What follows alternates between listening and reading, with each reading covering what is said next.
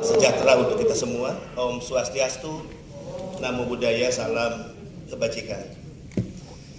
Yang mulia Duta Besar luar biasa dan berkuasa penuh Republik Indonesia di Warsawa tadi sudah menyampaikan sambutan motivasi, Ibu Anita Lydia Luhulima. Terima kasih atas sambutan motivasi yang diberikan. Yang terhormat yang mulia Duta Besar Republik Indonesia di Berlin, Bapak Duta Besar Arif Hapas Ogroseno, pada kesempatan hari ini diwakili oleh Wakil Duta Besar Bapak Yul Edison. Yang mulia Duta Besar Republik Federal Jerman di Jakarta, Ibu Duta Besar Ina Level, yang diwakili pada kesempatan siang hari ini oleh Wakil Duta Besar Jerman Bapak Thomas Graf melalui video statement yang sudah kita dengarkan tadi. Yang sangat saya hormati Menteri Kesehatan Republik Indonesia yang hari ini diwakili oleh Sekretaris Direktur Jenderal Tenaga Kesehatan Kementerian Kesehatan Republik Indonesia Bapak Sugianto. Yang terhormat Direktur International Relation German Federal Employment Agency Bapak Alexander Wilhelm hadir secara virtual.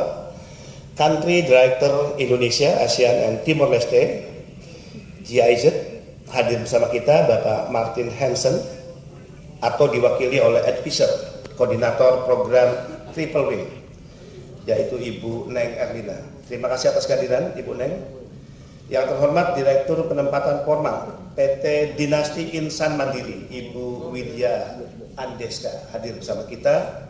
Perwakilan PT Tulus Widodo Putra Bapak Joni Sikumbang hadir juga bersama kita. Terima kasih atas kehadiran. Para pejabat tinggi media dan pejabat tinggi Pratama dan para kepala balai BP2MI di 23 provinsi. Dan yang terhormat Bapak Ibu hadirin tamu undangan, tentu spesial saya ingin memberikan penghormatan kepada para orang tua pekerja migran Indonesia yang mengikuti secara virtual. Dan istimewa para pahlawan devisa, orang-orang penting bagi negara, yaitu para pekerja migran Indonesia. Masyarakat di Banyuwangi disertai dengan jalan sehat 4 km. Sebuah jarak yang sangat jauh ukuran saya yang usia sudah mencapai 42 tahun. 54 tahun. Bapak Ibu yang sangat saya hormati, saya ingin pastikan kepada semua pihak di era pemerintahan Presiden Jokowi, perubahan besar sedang dikerjakan, transformasi yang mengarah pada perbaikan tata kelola, penempatan dan perlindungan BNI ini sedang berjalan. Presiden mengatakan tegas kepada saya saat saya dilantik tanggal 20 April 2020 di Istana Negara, lindungi TNI dari ujung rambut hingga ujung kaki, dan itu menjadi jargon semangat dari BP2MI dalam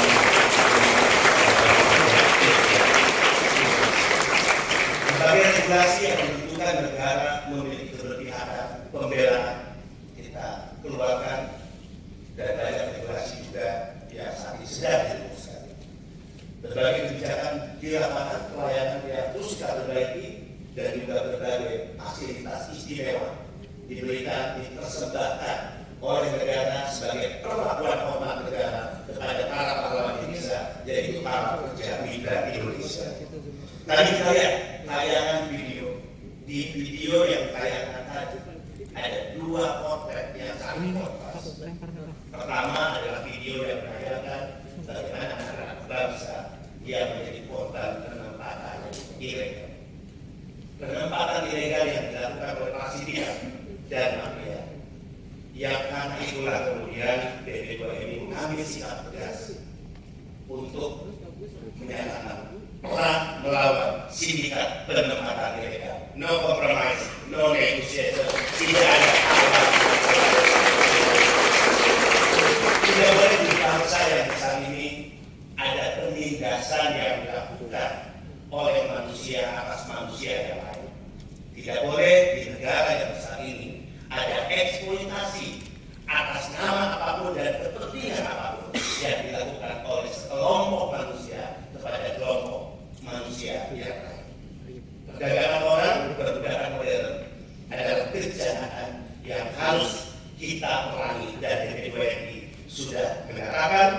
menabuh genderang perang dengan siapapun para sindikat dan mafia perdagangan orang.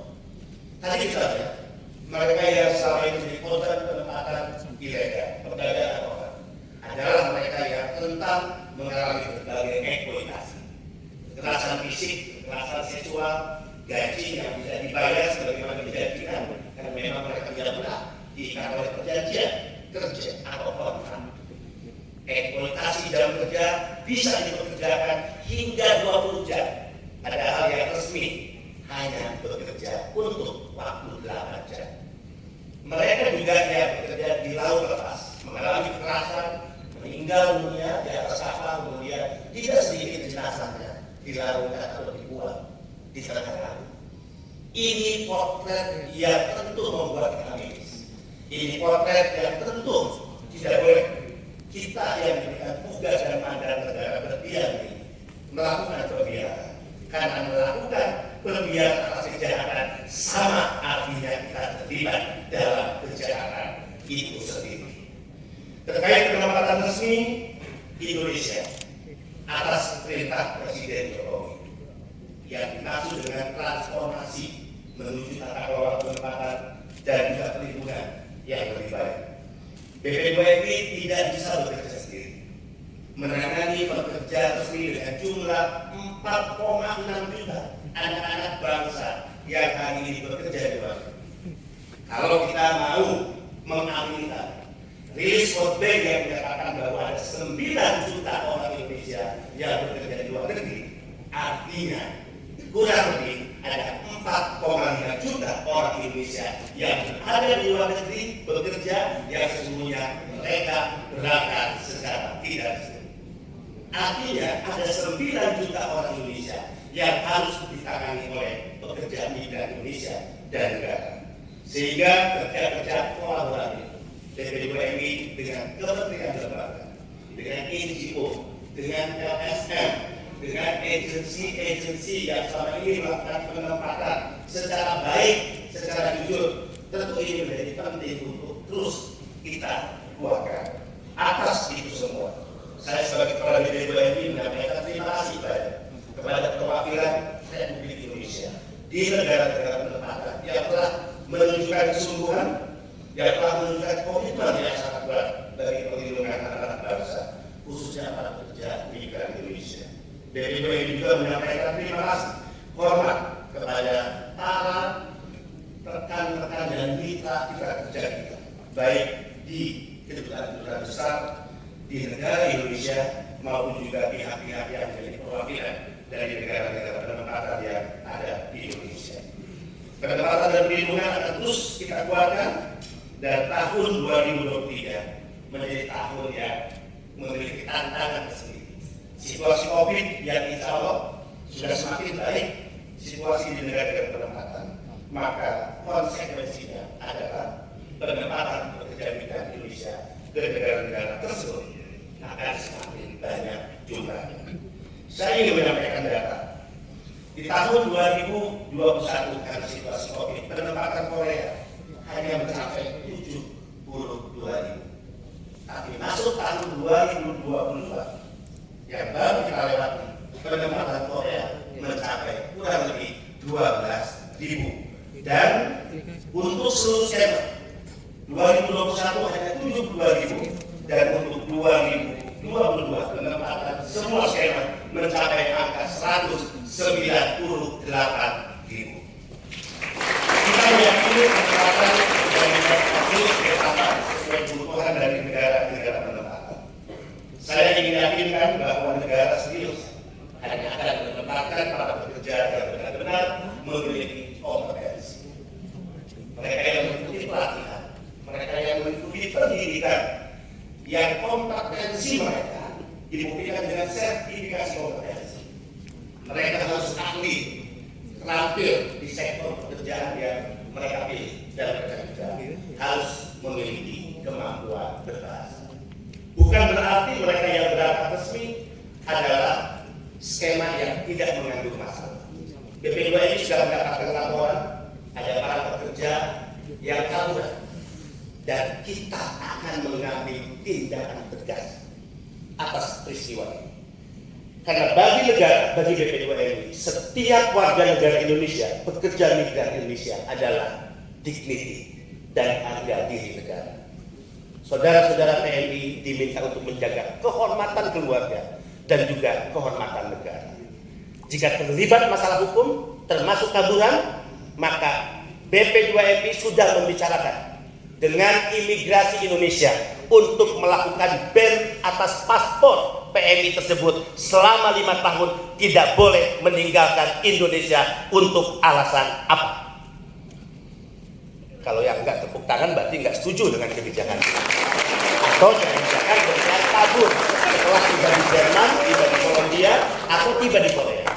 Ini tindakan tegas. Karena ketika itu dilakukan, ini bisa mengganggu hubungan baik antar negara Indonesia dan negara penempatan. Sekali lagi, bagi siapapun para pekerja migran Indonesia yang terlibat hukum, pidana, melakukan kaburan, kita akan mengambil tindakan tegas untuk melakukan ban minimal selama 5 tahun.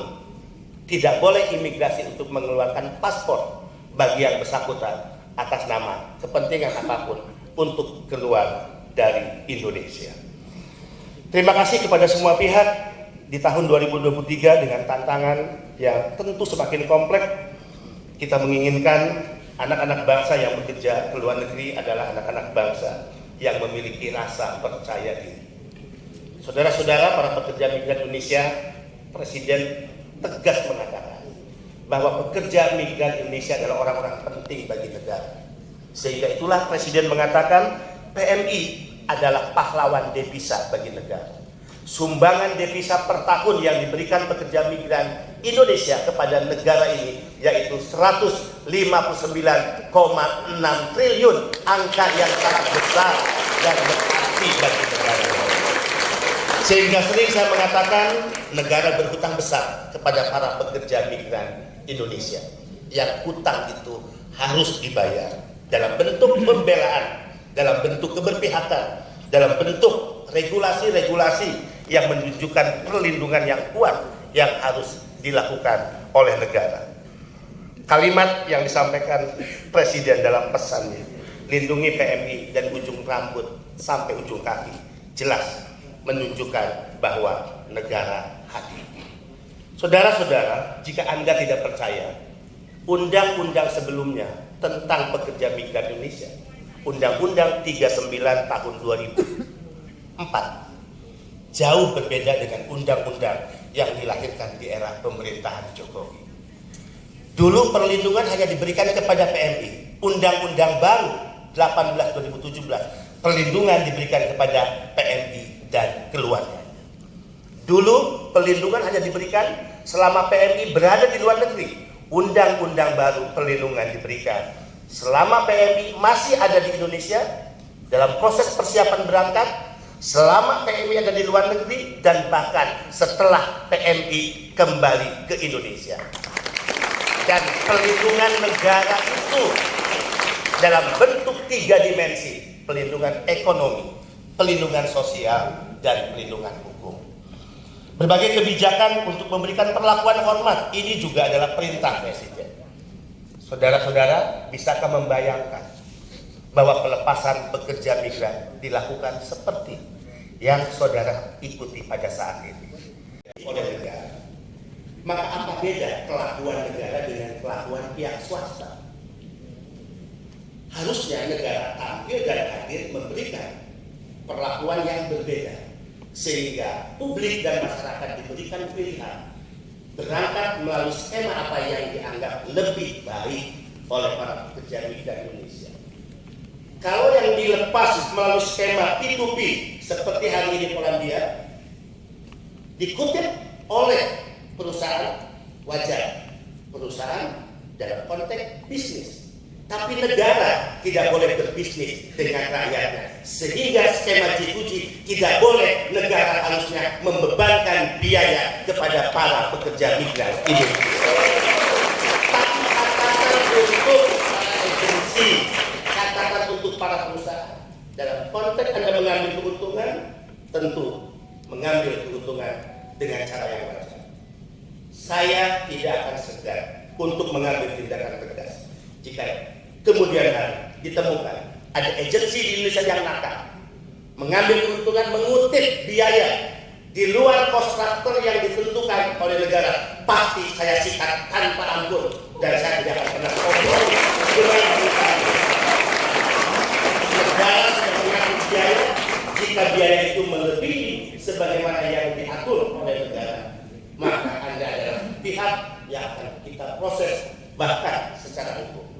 Termasuk LPK, saya ingatkan kembali, Anda bukan penentu seseorang yang akan berangkat melalui G2G ke Korea. Anda tidak punya hak untuk menentukan apakah seseorang lulus tes atau tidak. Anda, LPK, hanya bertugas untuk melakukan pelatihan. Saya sudah mendapatkan informasi ada LPK yang mencoba mengutip biaya dari para PNI G2G dengan alasan uang terima kasih yang sangat besar, 10 sampai 20 juta. Saya ingatkan di mimbar terhormat ini, Anda adalah pihak yang akan kita proses dan kita seret dan bahkan kita usulkan untuk dicabut izin sebagai LPK.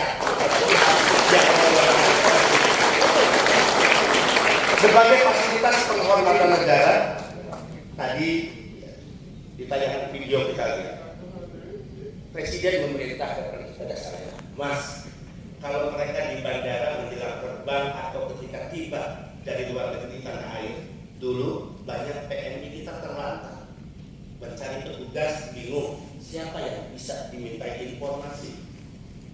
Apa perintah Presiden? Mas, siapkan lounge untuk mereka. Jadi kalau di bandara ada lounge, tempat istimewa, tempat rehat dengan mobil yang sangat mahal, yang selama ini hanya dinikmati oleh orang-orang penting di negara ini, para pejabat negara, bisnismen. Sekarang di era ini PNI punya lounge.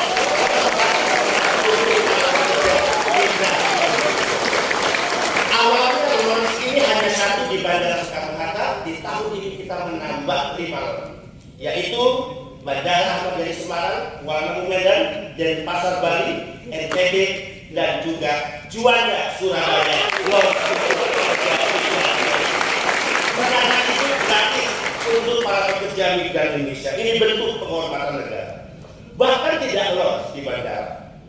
Presiden mengatakan, Mas, kalau PNI berangkat atau tiba di tanah air, khususnya ibu-ibu, membawa koper di tangan kiri dan tangan kanan, mungkin belanjaan oleh-oleh untuk keluarga ataupun pemberian para majikan. Apa yang terjadi? Karena mereka dicampur dengan penumpang umum. Padahal selalu ada pihak yang mendapatkan layanan istimewa di bandara. Siapa mereka? Tertulis di layar TV, ofisial diplomatik. Siapa ofisial diplomatik? Orang-orang kedutaan besar, para menteri, anggota DPR. Tidak bisa dicampur dengan umum ketika dia masuk urusan imigrasi. Alangkah hebatnya mereka. Saya katakan kepada Pak Presiden, apakah PNI tidak lebih hebat dari mereka? Walaupun mereka yang mendapatkan fasilitas istimewa itu tidak sedikit juga yang akhirnya terlibat dalam korupsi uang negara.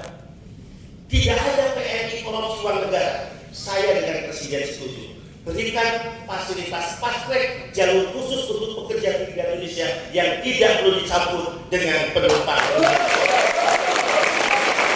Perlakuan-perlakuan di bandara-bandara yang sudah dipersiapkan, saudara-saudara, jalan antri yang tidak perlu berdesak-desakan dan mengalami antrian yang sangat panjang. Kemudian fasilitas istimewa lainnya yang diberikan oleh Presiden. Selama 77 tahun Indonesia merdeka, hanya seorang duta besar yang bisa memiliki kredensial surat kepercayaan negara. Anggota DPR RI tidak bisa memegang kredensial letter. Para menteri tidak bisa memegang kredensial letter. Kredensial letter hanya diberikan kepada duta besar saat dilantik di istana oleh Presiden atas nama pemerintah Indonesia. Di bawah kredensial letter itu untuk diberikan kepada pemerintah di mana dia bertugas dan bekerja. Apa yang disampaikan oleh Presiden? Mas, sebagai bentuk penghormatan kepada TNI, berikan kepada mereka sebagaimana negara memberikan kredensial letter kepada para duta besar, yaitu kredensial letter untuk para pekerja migran itu. Bahwa ini serah serahkan kepada majikan, berikan ini kepada pimpinan perusahaan kalian.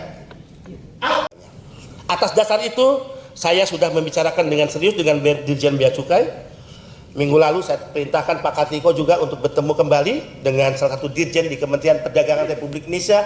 Kita sedang merumuskan sebuah peraturan Menteri Keuangan yang namanya pembebasan bea masuk barang milik pekerja migran Indonesia.